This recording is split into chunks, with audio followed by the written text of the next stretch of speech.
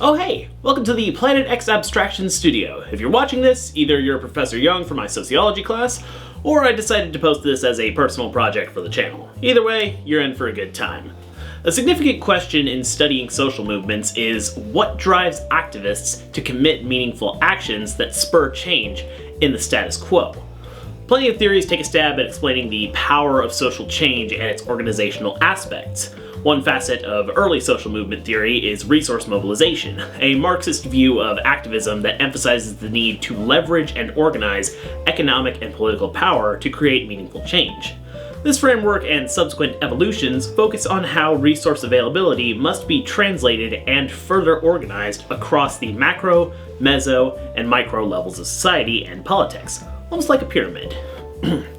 At the macro level, the availability of specific key resources in the status quo must change, motivating new actions or mobility within a significant portion of society, the meso. And then these larger shakeups to the average person trigger reorganizations of social structures, requiring formal organization of movements to adapt to the new circumstances and opportunities at this meso level. Finally, these structural changes, driven by the latest allocation of resources, affect the micro level, i.e. people, and their motivations. This process is apparent in the lead-up to the civil rights movement. The decline of cotton as a significant national cash crop at the macro level led to further demand for and mobilization of black workers in more urban areas at the meso level. This inspired black Americans to exercise rights that hadn't been institutionally reinforced in the South, and to share and organize around expanding those rights due to proximity in urban life, the micro. Now this is a good start, but it isn't without its weaknesses for the modern social paradigm. We'll return to this later. First, let's take a look at a different, more modernized approach to social movements from a more detached perspective. Asif Bayat proposes the framework of quiet encroachment as a modern challenge to established theories of social movement and the drive to socio-political action. In essence, a contemporary method of social activism depends on a more personally interconnected, yet less politically present framework of ideas and leadership, which Bayat presents as a long-term, street-level organization.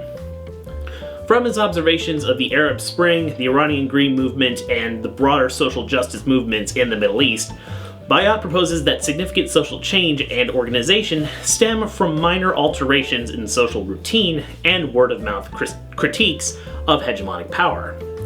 Put simply, a radical social movement can arise from the everyday actions of ordinary people, gradually encroaching on the status quo to change what is perceived as cultural or structural norms.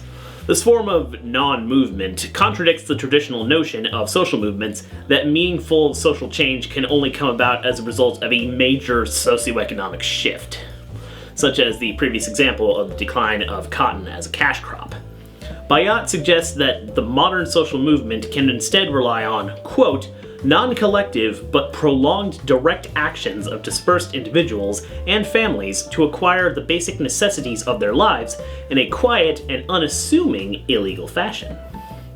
However, this method is not without shortcomings, as any form of slow burn political action requires coordination, planning, and sustained engagement over time, which is not easy to maintain in long-term activism. Circling back to the civil rights movement and resource mobilization, a large part of what made these organizations and protests work so well was not just the changes in economic status and availability, but the community and social organization that came with it. Doug McAdam notes that, quote, without strong interpersonal ties, people may feel powerless to act, even under favorable conditions. In this way, black civil rights organizations were bolstered by a sense of community fostered by urban living and, more notably, church fellowship. This is similar to the relative strengths and weaknesses of quiet encroachment and street-level politics. Through minor acts of civil disobedience in the Middle East, a movement emerged in the background rather than through a significant socioeconomic shift, such as the decline of King Cotton was.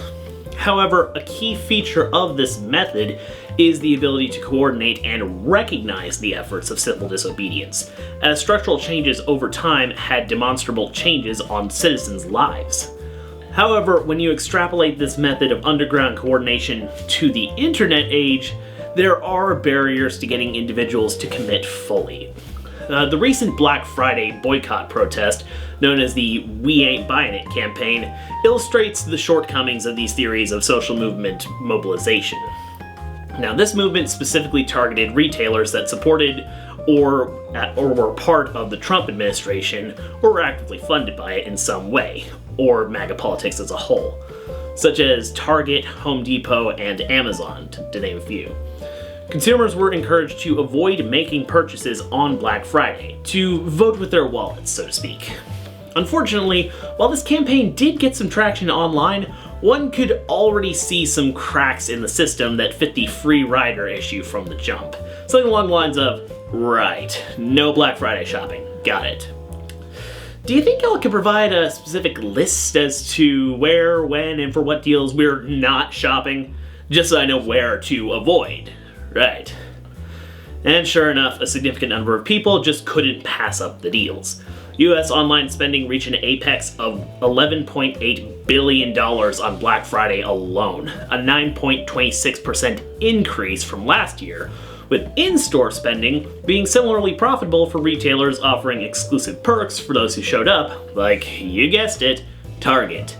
And the main deal there was an idiotic free tote bag.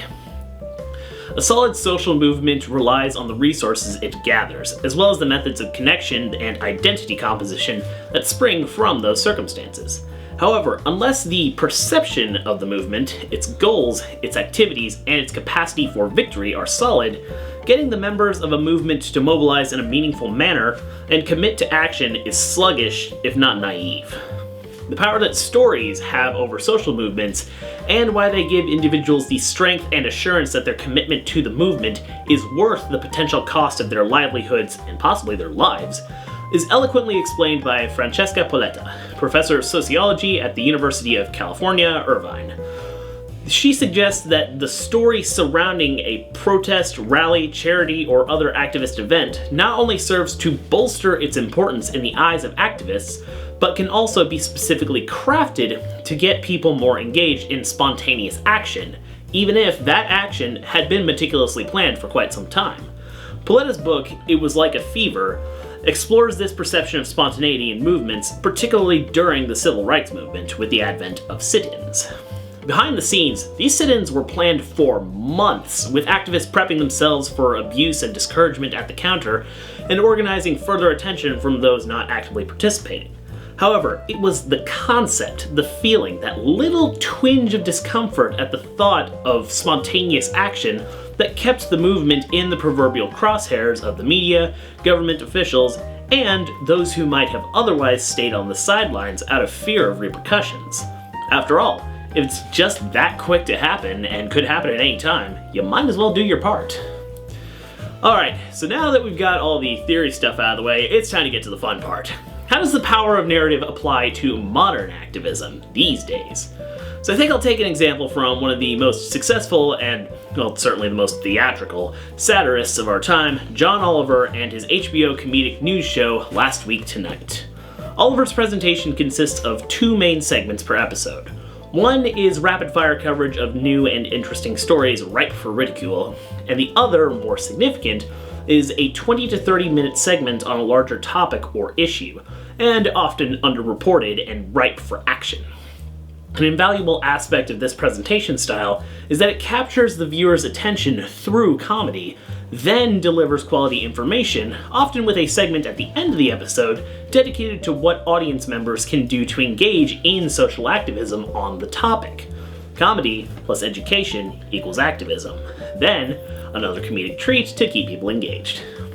In essence, Oliver's information and presentation act as a narrative engagement to speak truth to power and encourage activism in a now-informed audience.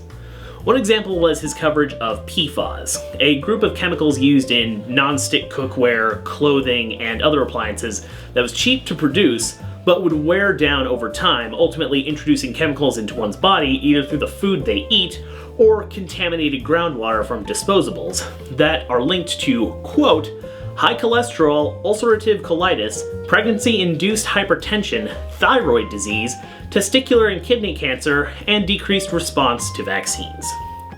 This subject had received little coverage beforehand, but that ignorance did not last long after this October 2021 episode.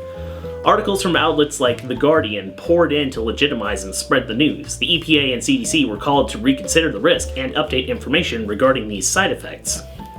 And the manufacturing corporation 3M, responsible for post-it notes and scotch tape and frequent producers of PFAS-laden products, was brought into a lawsuit and soon after announced a cease of all production involving the chemicals. Once the activism was given an engaging narrative, meaningful change was enacted. Thank you very much for watching. Professor Young, thank you for a very engaging and informative class. I hope you enjoyed what I had to offer. And if you're viewing this on the main Planet X channel, I hope you have learned something or had a bit of fun with this project. See you all around, thank you for watching, and as always, it is what it is.